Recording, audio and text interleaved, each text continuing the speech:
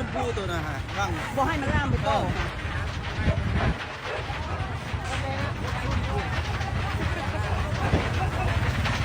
มันตกตัวอยู่ใกล้ตัวเห็นมันขึ้นอยู่ไหน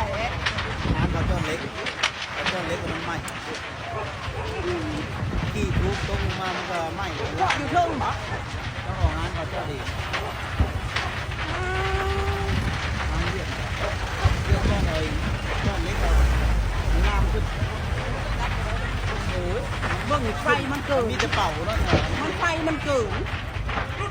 รถดับเพลิงมันยังแต่ยานถึงมันรู้ว่าไฟมันบดท้องน้ำมันบด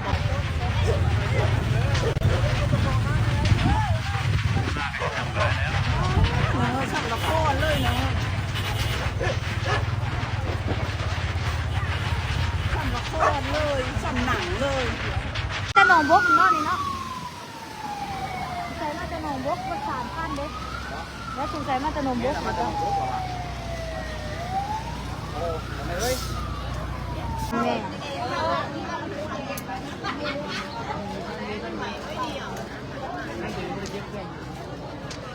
เจ้าสายสุดไปใจตัวไปด้านนั่งอยู่นะอ๋อสู้นะบุญเต่าเขานะโดยขอบใจได้ฝากกดไลค์กดแชร์เป็นกำลังใจให้ผู้ประสบภัยทุกๆคนเนาะ